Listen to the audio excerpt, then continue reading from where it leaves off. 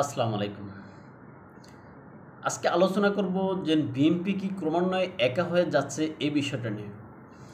আসলে বিএনপির যে কৌশল, যেই ধারণা বা যে জনসমর্থন, ওই জনসমর্থন এবং কৌশলের কারণে অন্যান্য দলগুলো এখানে পরাজিত হওয়ার কথা ছিল। অন্যান্য দলগুলো বিএনপির কাছে এসে ঘেঁষার কথা ছিল। অন্যান্য দলগুলো বিএনপির পায়ের কাছে এসে বসার কথা ছিল। কিন্তু সাম্প্রতিক সময়ে যখন আমরা দেখলাম যে বিএনপির ভারপ্রাপ্ত চেয়ারম্যান জনাব তারেক রহমান সাহেব তিনি লন্ডনে ডক্টর মোহাম্মদ ইউনূসের সাথে বৈঠক করেছেন, ওই বৈঠকের পর থেকে আসলে বিএনপির ভিতরে বা বিএনপি যারা সমর্থন করেন বা সমর্থন করেন না সবার ভিতরে একটা নেতিবাচক ধারণা আসলো। জনাব তারেক রহমান সাহেব তিনি ডক্টর মোহাম্মদ ইউনূসের আসলে অনুগত হয়ে গেছেন। এখন এই অনুগত হয়ে যাওয়ার কারণে বা এটা যখন প্রচারিত হয়ে গেছে তখন কিন্তু অন্যান্য দলগুলো যারা আছেন, ছোট ছোট রাজনৈতিক দলগুলো, তারা কিন্তু সুযোগ পেয়ে গেছেন। এখন তারা দেখবেন যে এই যে জামাতের নেতৃত্বে হোক বা চরমনাইয়ের নেতৃত্বে হোক, তারা কিন্তু সোহরাওয়ার্দী উদ্যানে মিলিত হচ্ছে। সেই ক্ষেত্রে বিএনপির যে সমস্ত দাবি দাওয়াগুলো আছে, ওই সমস্ত দাবি দাওয়ার সাথে সম্পূর্ণ ভিন্নমত পোষণ করে এই ছোট ছোট দলগুলা জামাত বা চরমনাইয়ের সাথে ঐক্যমতে আছে। সুতরাং বিএনপি এই ক্ষেত্রে যেই কথা বলে অন্যান্য সকল দলগুলো তার বিপরীত কথা বলে। এখন বিএনপি যদি আপনার কোনো একটা দাবি করে, অন্যান্য দলগুলো তার বিপক্ষে এখানে দাবি উপস্থাপন করে। সুতরাং এখানে বিএনপি মনে হচ্ছে যে রাজনীতির মাঠে ক্রমান্বয়ে একা হয়ে যাচ্ছে, তারা কোণঠাসা হয়ে যাচ্ছে, এটা আমার ব্যক্তিগত মনে হয়।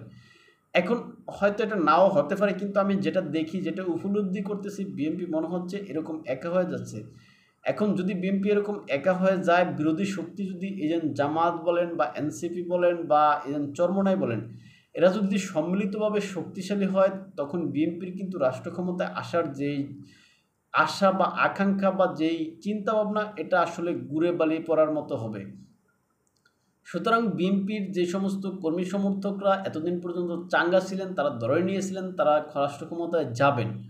কিন্তু এখন বিএনপির ভিতরে এই চাঙ্গা ভাবটা মনে হচ্ছে যেন ক্রমান্বয়ে এখানে শিথিল হচ্ছে। কেননা তারা তাদের এই যে প্রতিপক্ষের, অর্থাৎ প্রতিপক্ষগুলো যেভাবে সক্রিয় ভূমিকা পালন করতেছে, বিএনপি এখানে তুলনামূলক নিষ্ক্রিয়। আর বিএনপির যে কৌশল, এই কৌশলে আসলে বিএনপি নিজেই নিজের কাছে ধরা খেয়েছে বলে আমি মনে করি। কেননা বিএনপির যে কৌশল ছিল ইশরাক সাহেবকে নিয়ে যে আন্দোলন, ওই আন্দোলন যদি বিএনপি বেগবান করতে পারত, বিএনপি যদি ওই আন্দোলন সফল করতে পারত, সেক্ষেত্রে হয়তো এই যে অন্তর্বর্তীকালীন সরকারে যারা আছেন তারা বিএনপিকে এখানে কী বলে যেন যথাসম্ভব মূল্যায়ন করে বিএনপিকে ডেকে নিতেন। কিন্তু যখন ইশরাক সাহেব বিএনপির সমর্থনে আন্দোলন করে, বিএনপির জনসমর্থনের দ্বারা সমর্থন পেয়ে সেখানে এই অন্তর্বর্তীকালীন সরকারের কুটচালে হোক, যেভাবে তার আন্দোলন থেকে সরে যেতে হয়েছে, সেটা আসলে একদিকে ইউনূসের জন্য এখানে বিজয় হিসেবে দেখা হয়, আর এটা তুলনামূলক বিএনপির জন্য পরাজয়।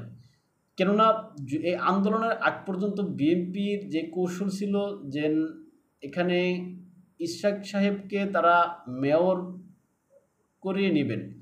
এখন তারা যেহেতু সেটা করতে এখানে ব্যর্থ হয়েছে, আন্দোলন করে যেভাবে হোক তারা আন্দোলন প্রত্যাহার করে নিয়েছে। আর এই কারণে ডক্টর মোহাম্মদ ইউনূস নিজেকে কিং বা কিং অফ কিং মনে করে তারা এই যে বিএনপিকে যে কোনো কিছুতে তারা বাধ্য করতে পারবে বা তাদের বশে নিতে পারবে বলে এটা তারা মনে করে, বা বিএনপিকে ওইভাবে সস্তা দেখা শুরু করছে।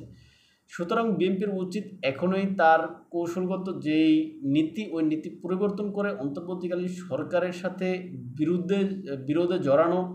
আর যদি বিএনপি এটা না পারে, তাহলে ভবিষ্যতে হয়তো বিএনপির জন্য এটা খারাপ হওয়ার সম্ভাবনাই থাকবে। ভালো থাকবেন সবাই। দেখাবো অন্য কোনো ভিডিওতে অন্য কোনো বিষয়ে। আমাদেরকে ফলো করতে চাইলে ইউটিউব এবং ফেসবুকে স্বপ্নচারীর কথা নামে এবং ইনস্টাগ্রাম ও টিকটকে এনায়েত হোসেন নামে দেখতে পারেন। আসসালামু আলাইকুম।